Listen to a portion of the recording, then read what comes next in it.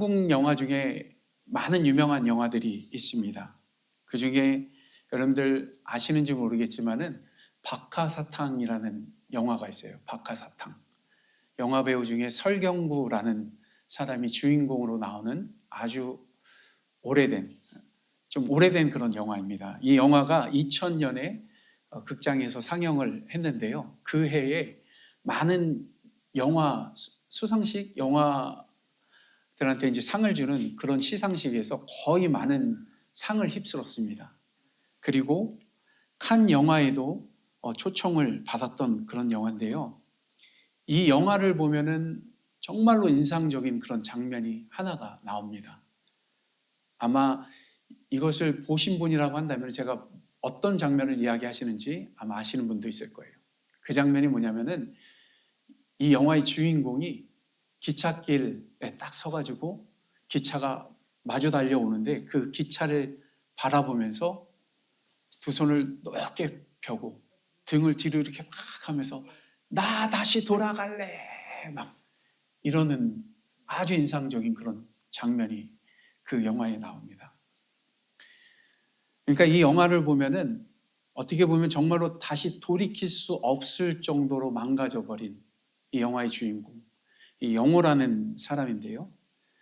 이 사람이 정말로 가장 순수했던 자신의 삶의 그 기억들, 그것들을 발견하고 난 다음에 그곳으로 다시 돌아가고 싶은 마음에서 마주 달려오는 그 기차를 향해서 그렇게 외쳤던 것이 바로 나 다시 돌아갈래 라는 그런 영화 대사였던 것이죠. 근데 이 영화를 보면은 영화의 전개가 좀 독특해요. 보통 보면은 어떤 과거에 대한 것들을 추억하는 그런 영화 장면이 있으면은 곧바로 과거로부터 그 추억 장면이 시작이 됩니다. 근데 이 영화는 어떻게 영화가 처음부터 끝까지 전개가 되냐면은 현재 시간부터 과거로 이어지는 그런 내용으로 이렇게 시간이 거꾸로 흐르는 것처럼 영화가 진행되어지는 것이죠.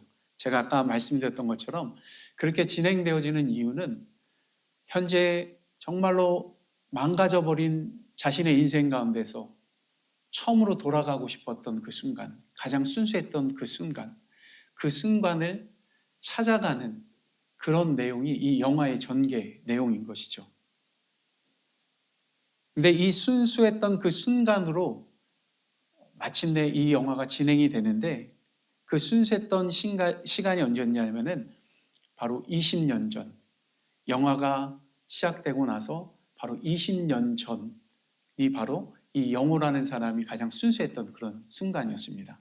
그리고 그 20년 전에 어떤 일이 있었냐면은 함께 일했던 사탕 공장 직원이 있었는데요.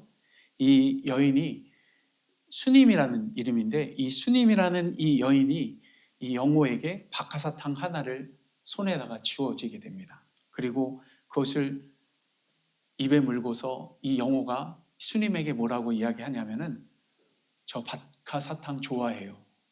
저 박하사탕 좋아해요. 그 말을 한 것이죠. 근데 이것이 바로 이 영호가 가장 순수했던, 가장 돌아가고 싶었던 바로 그 순간이었다라는 겁니다. 왜 그럴까요? 그게 뭐냐면 저 박하사탕 좋아해요 라는 것은 이 스님이 박하사탕을 주어줬고 그것을 먹어서 좋아한 게 아니라 사실은 이 영호라는 사람이 누굴 좋아한 거냐면 이 스님이라는 여인을 사랑했던 거죠. 그리고 그 여인으로부터 처음으로 받았던 선물, 그것이 가장 자기 자신에게 있어서는 돌아가고 싶었던 그 순간이었던 것이죠. 자, 그런 의미에서요, 한번 여러분들도 아마 인생을 살아오시면서 가장 순수했던, 가장 추억하고 싶은, 가장 돌아가고 싶은 아마 그때가 있을 것이다라는 생각이 듭니다. 한번 여러분들 한번 생각해 보시기 바랍니다. 그때가 여러분들 언제였을까요? 물론 다 다르겠지만은 아마 그때를 생각하면 여러분들 가운데 이 영호라는 이 사람처럼 첫사랑이 생각나는 그런 분들도 있을 수도 있겠죠. 예. 만약에 그런 분들이 있다고 한다면 좀 마음을 좀 진정시키고 마음을 진정시키고 일단 우리가 예배를 드리는 그런 시간이기 때문에 그거는 예배 후에 생각을 해보시고, 오늘은 이 시간에는 정말로 우리가 신앙생활하면서 가장 순수했던 신앙의 순간, 만약에 지금 다시 돌아가고 싶은 신앙의 순간이 있다라고 한다면 그때가 어느 때였는지 그것을 한번 생각해 보는 시간을 가졌으면 합니다.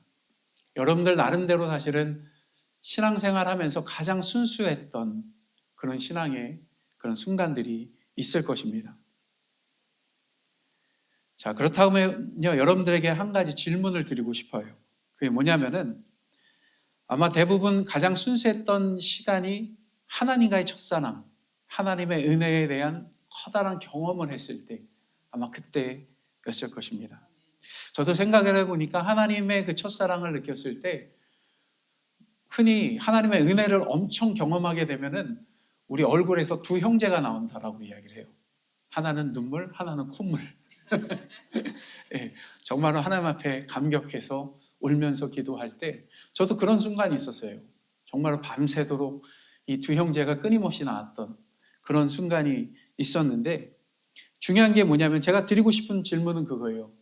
그 하나님에 대한 그 첫사랑의 그 기억, 그 은혜에 대한 그 경험, 그것이 지금까지 여러분들 삶 속에 유지되고 있는지, 그것을 여러분들에게 여쭤보고 싶습니다. 자, 만약 그렇지 않다고 한다면요, 이 시간에 정말로 순수한 그 모습으로 하나님 앞에 서 있었던 그때를 우리가 생각하면서 우리 다 같이 한번 마음속으로 이 영화에서 있었던 그 명대사처럼 마음속으로, 크게 하셔도 좋지만은 마음속으로 나 다시 돌아갈래, 그렇게 한번 마음속으로 외쳐봤으면 합니다. 그리고 이 시간이 정말로 하나님 앞에 가장 순수했던 그 시간으로 돌아가는 그런 시간이 되었으면 하고요. 더 나아가서 그 순수했던 그 마음을 회복해서 하나님 앞에 이제 또다시 기쁨을 드릴 수 있는 그런 삶을 살아가는 저와 여러분들이 되었으면 합니다. 그런데 제가 왜 이렇게 나 다시 돌아갈래 라는 이 영화의 대사를 가지고 오늘 말씀 서두에 말씀드리냐면요, 사실 오늘 말씀 속에 있는 이스라엘 백성들이 이 영화, 이제 박하사탕이라는 이 영화의 주인공과 같은 그런 상황에 놓여 있기 때문입니다. 사실 앞서 드린 영화, 이제 이 박하사탕은요, 그 영화의 주인공이 가장 순수했던 시절에 알고 지냈던 그 사람들이 모여 있는 야유회에 참석하면서 이 영화가 사실 시작이 됩니다. 자, 그럼 우리가 다 아는 것처럼 야유회에 가게 되면은, 거기에 초청받게 돼서 가게 되면은 마음이 어떨까요? 1번 기분이 나쁘다. 2번 제대로 놀고 제대로 기뻐하고 싶다. 보통 대부분 그렇잖아요. 2번이잖아요.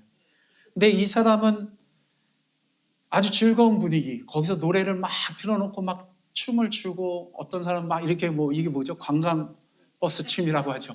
막 이런 춤도 추고 막 열심히 놀고 막 그러는데, 이 영호라는 사람은 거기에 같이 기뻐할 수 없는 그런 모습으로 있습니다. 혼자만 우울한 모습, 그런 모습으로 있었던 것이죠. 왜냐하면요, 그 야유의 장소가 사실은 아까 말씀드렸던 주님에 대한 그 사랑, 그 감정을 느꼈던 그 장소였기 때문입니다. 그런데 지금 현재 자신의 모습은 정말로 망가질 대로 망가져버린, 돌이킬 수 없을 정도의 그런 모습이었던 것이죠. 그렇다고 해서 그 첫사랑과 이루어졌느냐? 그것도 아니고, 인생을 살아가면서 점차 순수했던 마음을 잃어버린 그런 상황 속에 있었던 그 자신의 모습을 보면서 아주 강한 죄책감을 느끼고 있었던 겁니다. 그러다 보니까 이 주인공은 그 야유회에 참석했음에도 불구하고 다른 사람들이 같이 놀자고 해도 기분이 좋지 않았던 것이죠. 그런 면에서 오늘 말씀 속에 있는 이스라엘 백성들은요, 사실 그들도 마음이 편치 못한 그런 상태였던 것이죠. 왜냐하면요, 하나님께서 약속하신 가나안 땅에 들어와 살면서 항상 기쁘고 즐거워야 하는데요, 여전히 그 약속의 땅에 들어와서도 무엇인가 잘못된 삶을 살고 있었기 때문입니다. 그래서 그 하나님께서 그렇게 불안함과 평안함이 없는 그 이스라엘 백성들을 향해서 하나님의 사자를 보내주신 것이죠. 그리고 그들에게 말씀을 전하게 하십니다. 이것에 대해서 1절 말씀에 보면 먼저 여호와의 사자가 메신저죠. 이 메신저가 길갈에서부터 복임으로 올라와 말하되라고 말씀을 합니다.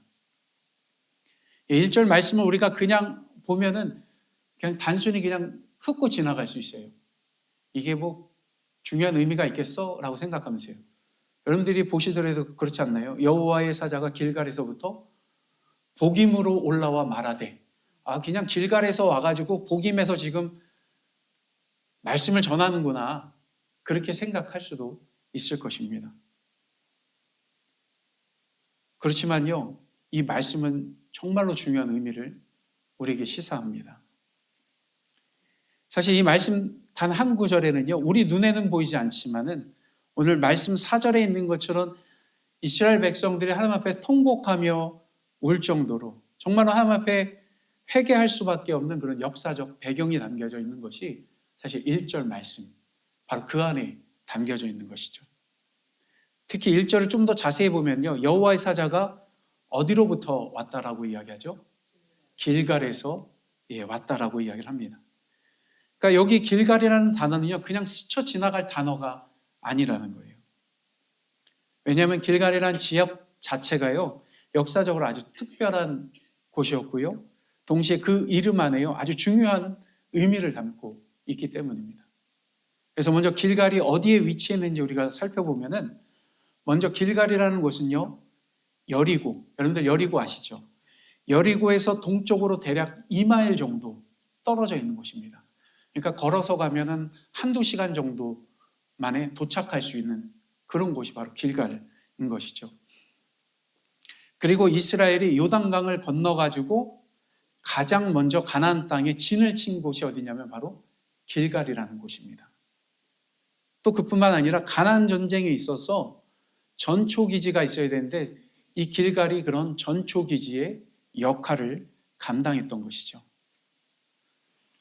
게다가 출애굽 2세대들이 가나안 땅에 들어와가지고 하나님의 언약 백성임을 확인하는 그런 증표로 할례를 받았는데요, 그 할례를 받은 곳이 또 어디냐면 길갈입니다. 또 길갈이라는 그 이름은요, 어떤 의미를 갖고 있냐면 굴리다라는 의미를 갖고 있어요. 굴린다, 굴리다라는 의미를 갖고 있는데, 이 의미는 뭐냐면은 과거에 이스라엘 백성들이 애굽에서 종살이했던 수치스러운 그런 삶의 기억들, 이런 것들 다 굴려버리고 이제 가나안 땅에서 하나님께서 약속하신 그 땅에서 새로운 삶을 시작된 것, 그것을 의미하는 그 단어가 바로 이 길갈에 담겨져 있는 것입니다.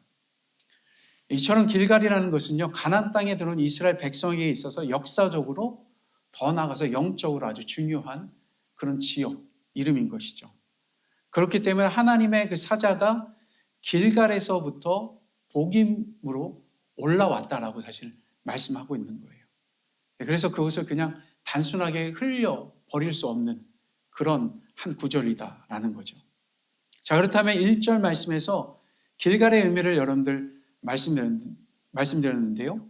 자, 그럼 복임이라는 지역은 어떤 곳일까요? 일단 말씀해 보면은 복임은요, 길갈에서 온 이 사자가, 말씀을 전하는 메신저가 하나님의 말씀을 선포하는 장소가 바로 복임이에요. 복임. 그죠? 그냥 드러나는 것이요. 그리고 복임이라는 이 단어는 히브리어로, 그러니까 우리말로 번역하면은 우는 자들이라는 뜻을 가지고 있습니다.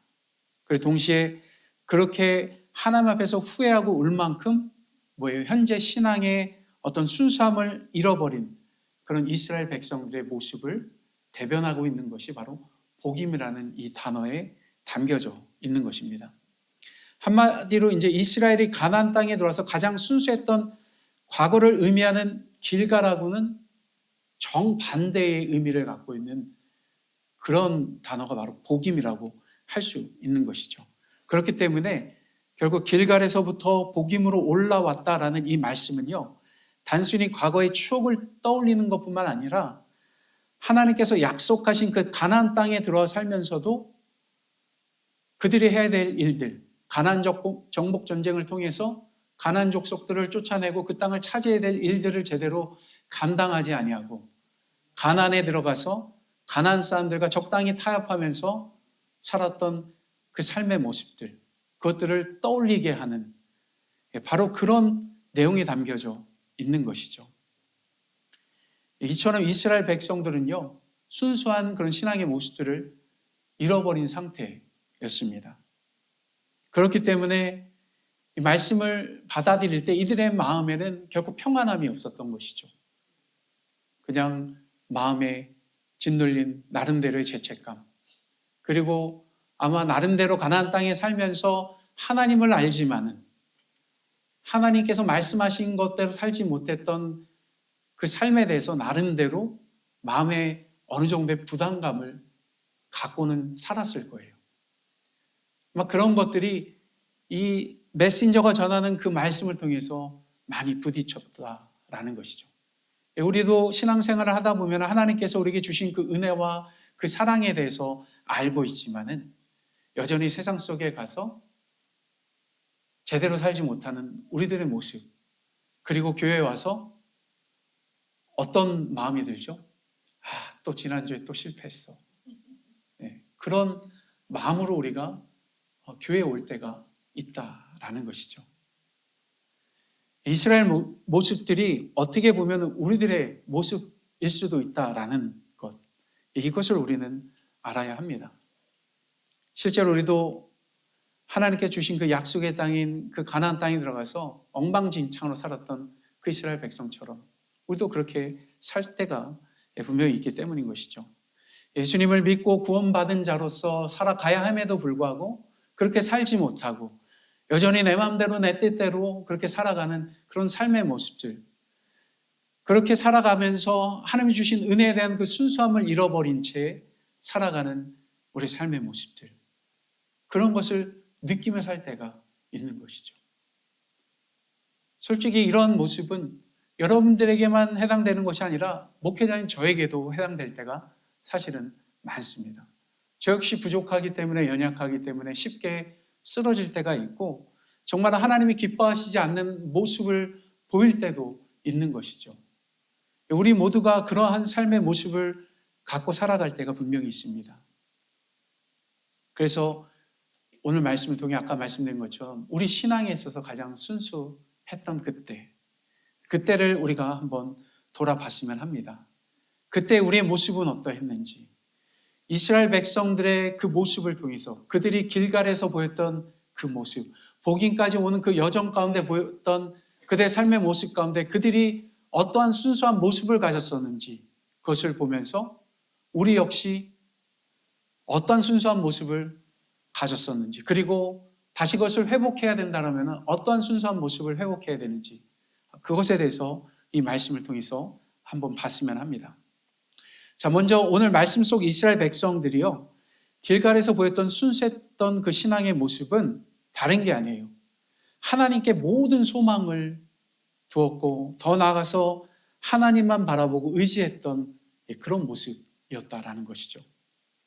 이것에 대해서 여호수아서 4장에 보면은 이스라엘이 요단강을 건너서 가나안 땅으로 들어가는 그런 장면이 나와요. 요단강을 건널 때 이스라엘 백성들이 정말로 놀라운 경험을 하게 되죠. 그게 뭐예요? 요단강이 갈라지는 그런 경험을 하게 됩니다. 그러니까 이 뭐냐면 출애굽 1세대는 홍해가 갈라지는 경험을 했어요. 그것을 통해서 하나님의 역사를 경험한 것이죠. 근데 광야에서 40년 동안 이리저리 방황하다가 이제 2세대들이 태어났고, 2세대들은 그냥 부모님한테 말로만 들었던 거예요. 야, 우리가 애굽에서 도망쳐 나올 때 하나님께서 홍해를 갈라주셔서 우리를 애국 군대로부터 우리를 구원해 주셨어. 그걸 말로만 들었던 거죠. 그러니까 출애굽 2세대들은 그것을 말로만 들었지 실제로 경험해 본 적이 없었던 사람들이었습니다. 근데 하나님께서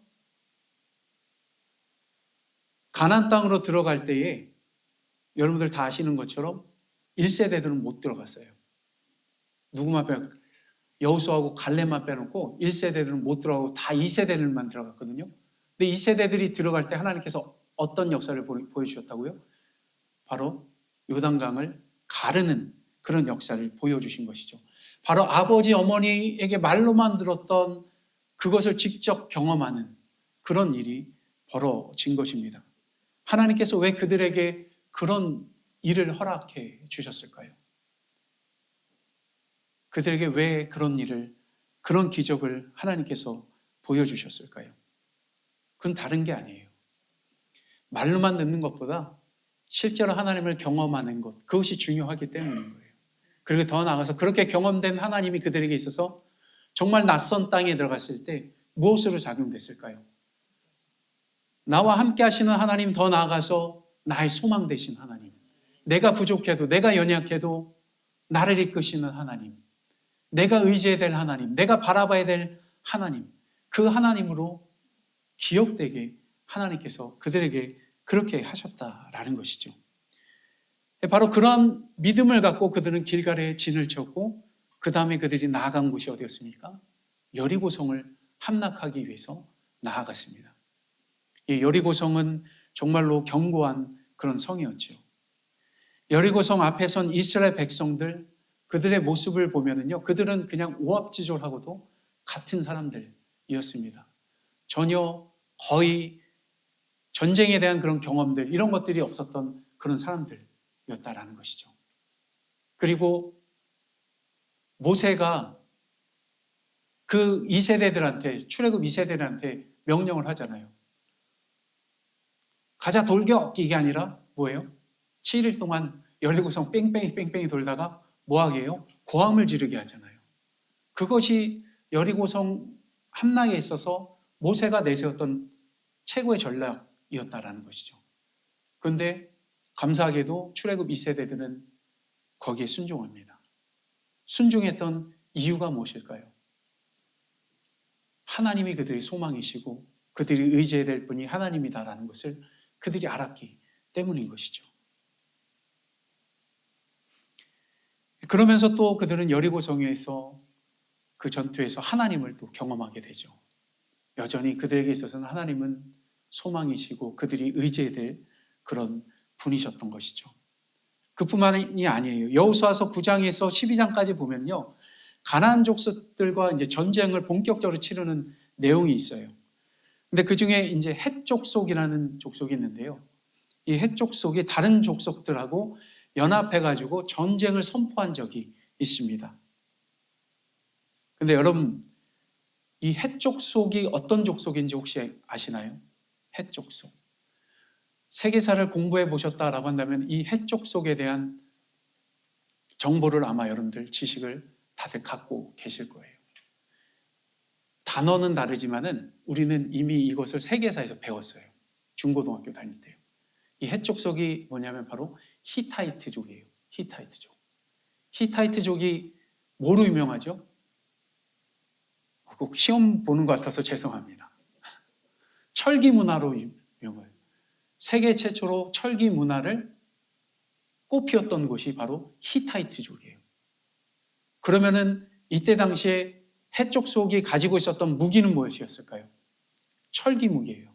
철로 만든 무기였어요. 이스라엘은요, 무기 가지고 있는 고작 어떤 것이었냐면 청동으로 만든 무기였다라는 것이죠. 청동은요, 쇠하고 부딪히면은 다 뭉그러져요. 예. 어떻게 보면 쇠로 세게 치면 그냥 잘라져 버리는 게 청동이에요.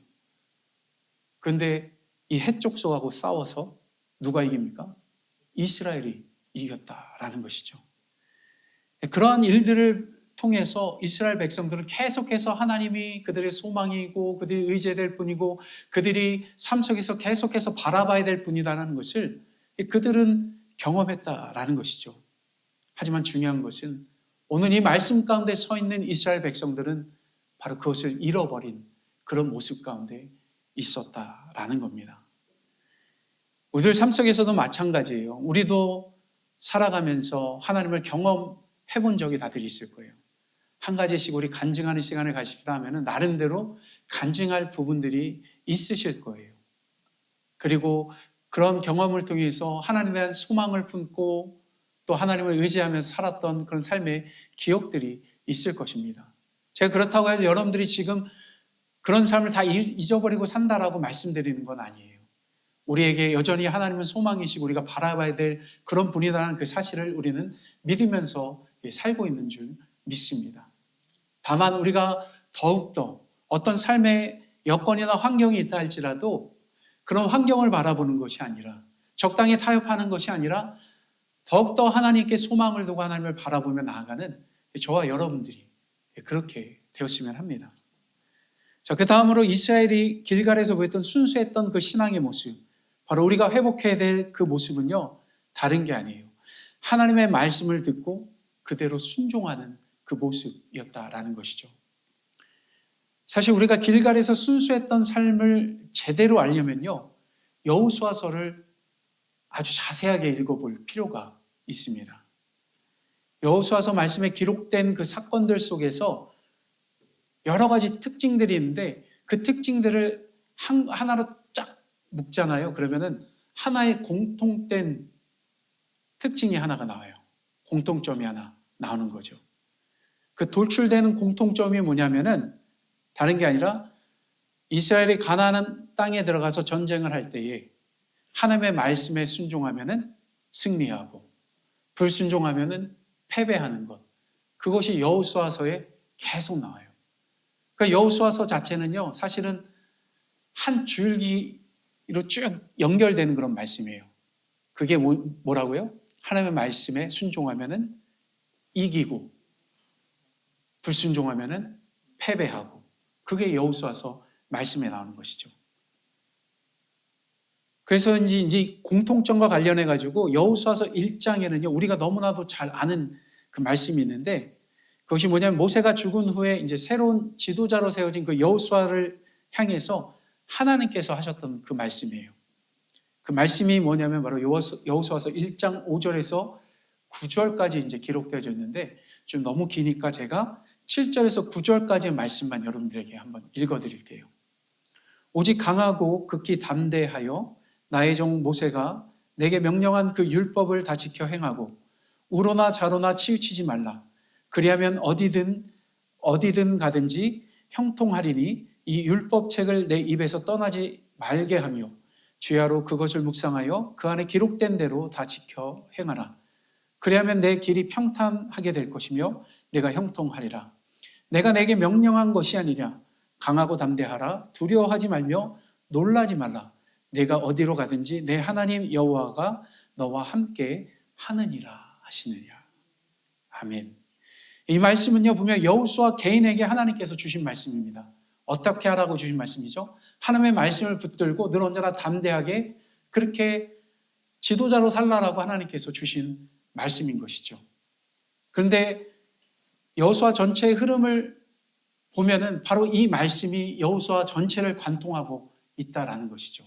더 나아가서 여호수아라는 한 지도자에게 하나님께 주신 말씀이지만은 동시에 이것은 지도자뿐만 아니라 그가 이끌어야 될 대상, 이스라엘 백성들을 향한 하나님의 말씀이기도 한 것이죠. 그래서 이스라엘 백성들은 전쟁에 나가서 승리할 때 어떤 좋은 전략이나 무기 이런 걸로 승리한 것이 사실 아니에요. 하나님께서 하라고 하신 대로 순종했을 때 그것을 통해서 그들은 이겼던 것이죠. 대표적으로 여리고성이 마찬가지죠. 하지만 하나님의 말씀에 불순종해가지고 패배한 일이 대표적으로 있죠. 그것이 뭐냐면은 아이성 전투, 그거와 관련되어져 있습니다. 누가 잘못했냐면 바로 아간이라는 사람이 잘못을 범하죠. 하나님께서 여리고성을 점령하고 나서 거기에 있는 물건들을 다 하나님께 바치라고 했는데 이 아간이라는 사람이 빼돌린 거예요. 그것으로 인해 가지고 아이성 전투, 여리고보다 더 작은 그 성에 가서 지게 됩니다. 결국 뭐예요? 하나님의 말씀에 불순종해서 그러한 일이 일어나게 된 것이죠. 다시 말씀드리지만요, 이스라엘의 승리의 비법은 하나님의 말씀입니다. 그리고 우리들 삶 속에 우리가 승리하는 비법도 사실은 하나님의 말씀 안에 있는 것입니다. 우리가 하나님의 말씀에 따라서 가라고 하면 가고 멈추라고 하면 멈추는 그런 삶의 모습, 그런 순종의 모습을 우리가 살아가게 되는 것. 그런 삶을 살아갈 때 우리는 하나님을 더욱더 경험하게 되고 또 그 말씀을 통해서 우리들 삶 속에 많은 승리와 기쁨을 우리가 누리게 되는 것이죠. 그리고 하나님의 말씀을 따라 살아가면서 승리했던 그 순수했던 그 순간이 바로 이스라엘 백성들의 모습이고 또 우리가 가져야 하는 그런 모습인 것이죠. 하지만 복음에 서 있는 이스라엘 백성들의 모습은 그렇지 않았습니다. 이스라엘 백성들의 모습은요, 하나님의 말씀을 어기고 가나안 족속들과 적당히 타협하면서 그들과 어울리면서 그들의 문화를 받아들였을 뿐만 아니라 그들의 종교, 그들이 섬기는 우상까지 같이 받아들이는 그런 일들을 행했던 것입니다. 그러니까 이런 일들이 일어난 이유는 다른 데 있는 것이 아니에요. 하나님의 말씀을 떠났기 때문에 일어나는 것입니다. 우리들 삶 속에도 많은 일들이 있습니다. 우리들 삶 속에 하나님 앞에 잘못된 일을 범할 때가 있는 것이죠. 그때를 돌이켜보면은 사실은 우리가 하나님의 말씀에 순종하지 않고 그냥 내 멋대로 내 마음대로 했기 때문에 그런 일들이 벌어지게 되는 것이죠. 우리들 삶 속에 그러한 삶의 모습이 분명히 없어야 할 줄 믿습니다. 그러기 위해서는요, 우리들 삶 속에 하나님의 말씀이 통하는 그런 삶을 우리는 살아야 합니다. 통한다라는 말이 뭐예요? 통한다. 제가 말씀을 전하고 있는데 제가 전하는 이 말씀이 여러분들 마음 가운데 들어지고 통해지고 어그리하고 하는 그런 동의되는 그런 마음들, 그런 마음들이 있는 것을 이야기하는 것이죠. 하나님의 말씀이 이들 가운데 통해야 되고 우리 교회가 바로 하나님의 말씀이 통하는 그런 교회가 되어져야 하는 것입니다. 그렇게 될 때 여러분들 각자의 삶뿐만 아니라 이 교회가 정말 하나님이 원하시는 그런 삶의 모습과 그런 교회로서 나아갈 수 있는 것이죠. 제 개인적인 사실 가슴 아픈 이야기지만요. 다른 곳에서 이제 담임 목회할 때 특히 이제 팬데믹 기간에 제가 요엘서 강의를 한 적이 있어요. 요엘서 강의를 한 적이 있는데 그 요엘서를 여러분들 읽어보신 분이 계시다고 하면 요엘서 1장에 하나의 사건에 대해서 이야기해요. 그것이 뭐냐면 메뚜기 재앙 사건이에요.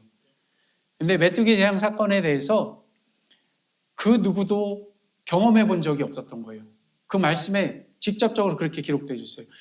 나이 많은 노인들조차도 평생에 단 한 번도 경험해 보지 못한 사건이었다고 기록되어 있어요. 팬데믹도 그렇지 않나요? 코비드 사건. 그런 것도 일평생에 단 한 번도 경험해 보지 못한 그런 사건이었던 것이죠. 근데 요엘서 말씀의 내용을 보면은 그런 재앙 이런 것들을 통해서 하나님께서 요엘을 통해서 하시고자 하는 말씀이 다른 게 아니에요. 우리의 신앙을 돌아보고 그런 것을 통해서 우리의 신앙을 돌아보고 하나님 앞에 다시 바로 나아가고 오늘 말씀으로 치면은 다시 하나님 앞에 돌아가고 하나님의 회복의 손길을 그 은혜를 경험하고 하나님이 회복해 주시는 것들을 바라보고 그것을 향해서 나아가라는 것이 사실은 요엘서 말씀의 전체 내용인 거예요. 그것을 가지고 저는 쭉 강의 설교를 했죠. 그런데 어떤 한 집사님이 저한테 찾아오셨어요. 목사님, 어떻게 목사님 말씀을 전하시면서 제게 그렇게 죄책감을 주실 수 있습니까? 그러시더라고요. 여러분들 지금 웃으시지만 저는 그때 정말 시리어스했어요. 그러니까 여러분들 흔히 요즘 젊은 사람들이 말하는 것처럼 멘붕이 왔다라고 이야기를 하거든요. 멘탈이 붕괴됐다라는 게 멘붕이라는데 저는 그때 멘붕이 왔어요. 정말로. 제 멘탈이 붕괴될 정도로. 그러니까 그거죠. 죄책감을 느끼셨다면은 하나님 앞에 회개하면 되는데 왜 나한테 와서 그렇게 말씀하시나 라는 그런 생각을 그때 했던 것이죠. 근데 안타까운 것은 그분이 교회 안수 집사님이셨고 교회 리더셨다라는 거예요. 그분이 했던 말은 왜 이렇게 힘들고 어려운 시절에 위로하고 격려하는 말씀을 해주셔야지 왜 그런 말씀을 하십니까? 한편으로는 그분이 하시는 말씀도 이해가 됐지만은 또 다른 한편으로는 이해가 되지 않는 그런 면들이 제 마음 가운데 사실 있었던 것이죠. 근데 결국 결론 내렸던 것이 뭐냐면은 하나님의 말씀이 통하지 않았구나 라는 거였었어요. 제가 왜 이 말씀을 드리냐면은 하나님의 말씀이 통하지 않는 순간에 우리는 우리의 생각으로 하나님의 말씀을 판단하고 쪼개기 시작합니다.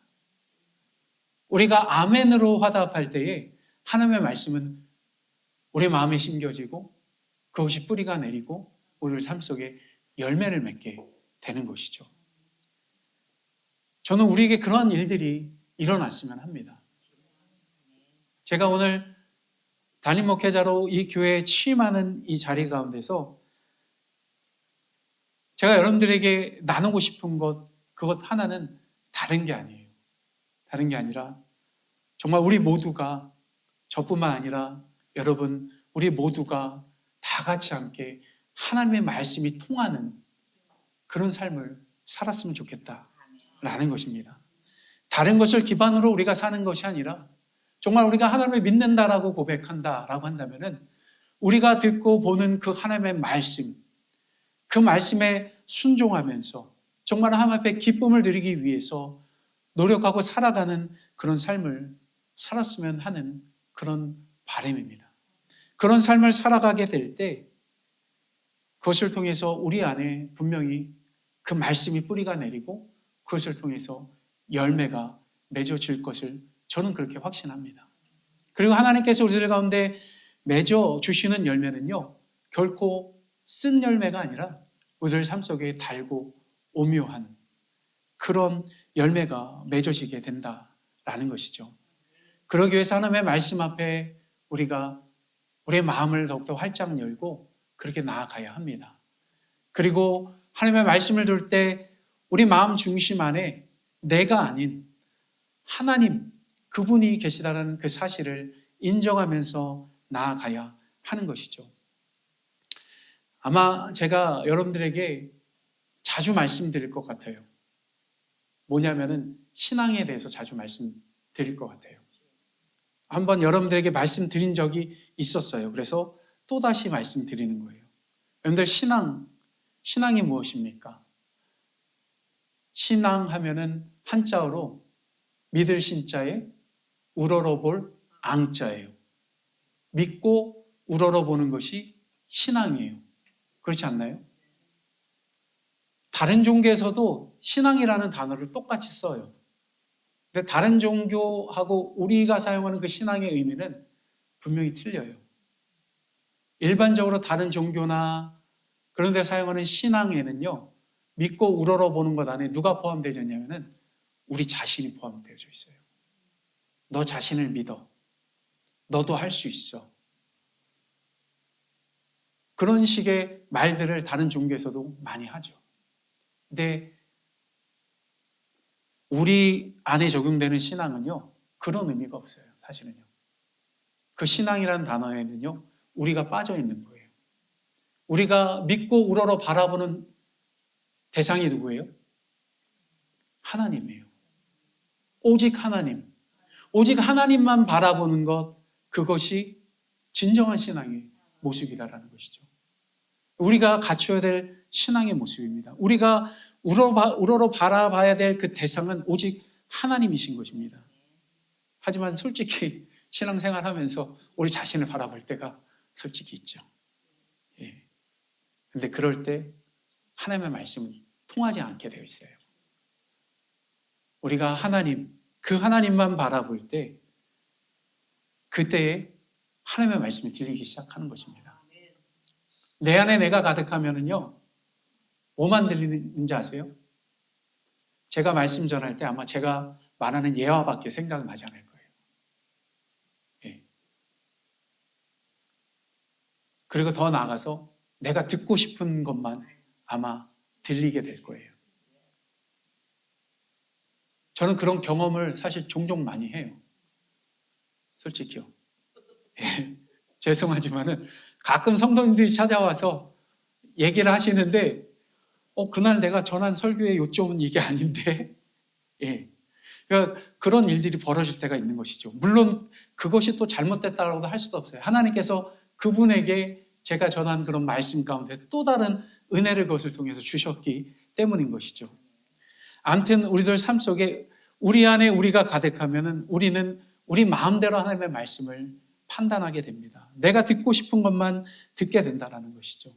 하나님이 원하시는 말씀, 하나님께서 뜻하시는 그 의도를 우리가 확실하게 듣기를 원한다라고 한다면은 우리 안에 내주하시는 그 성령 하나님, 그 하나님만 의지하고 하나님만 바라보는 그런 삶을 우리는 살아가야 하는 것입니다. 그리고 하나님의 말씀을 우리가 잊어버리고 살면은 우리 삶의 기준이 무너져 버리게 되어집니다. 하나님의 말씀은요, 우리가 신앙인으로서 하나님을 바라보 하나님의 자녀로서 우리가 어떤 삶을 살아가야 하는지 거기에 대한 명확한 길을 제시하는 것, 그것이 바로 하나님의 말씀인 것이죠. 하나님의 말씀을 떠나서 사는 것, 그것은 그냥 누구나 할 수 있는 거예요. 하지만은 하나님의 말씀을 쫓아 사는 것은 오직 하나님의 자녀인 우리가 해야 될 일이고 우리밖에 할 수 없는 그런 일인 것입니다. 그래서 우리는 하나님의 말씀을 우리 삶의 기준으로 삼고서 그것을 따라 살아가는 그런 삶을 살아가야 합니다. 이스라엘 백성, 오늘 말씀 속에 있는 이스라엘 백성들, 이들의 가장 큰 문제가 다른 게 아니에요. 하나님의 말씀, 그것이 기준인데 다른 것을 기준 삼아서 살았기 때문에 그런 일이 벌어진 겁니다. 그러면서 한마디로 나 다시 돌아갈래, 그렇게 외치는 그런 일이 있었던 것이죠. 죄송합니다. 목이 마르네요.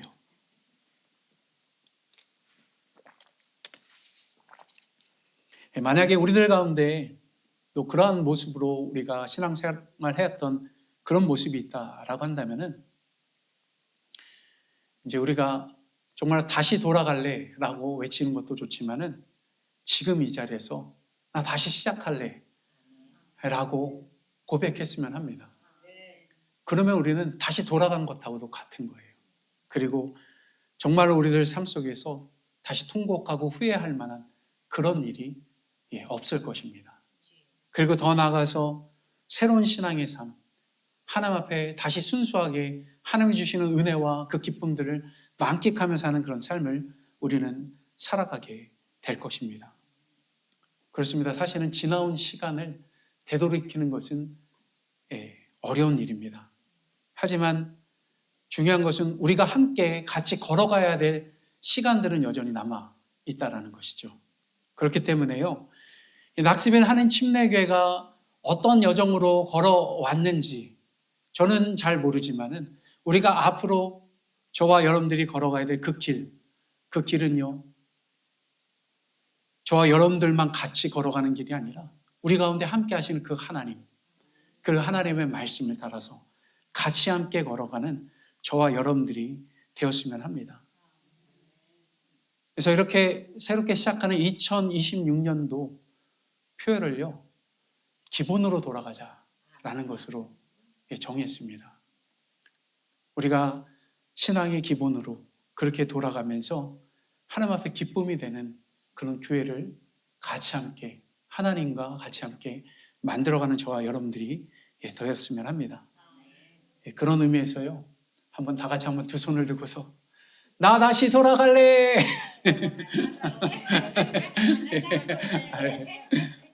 예. 예. 지금부터 시작하면 됩니다. 예. 그렇게 하면서 정말 하나님의 은혜를 여러분들 삶 속에서 계속해서 만끽하시면서 살게 되실 줄을 분명히 믿습니다.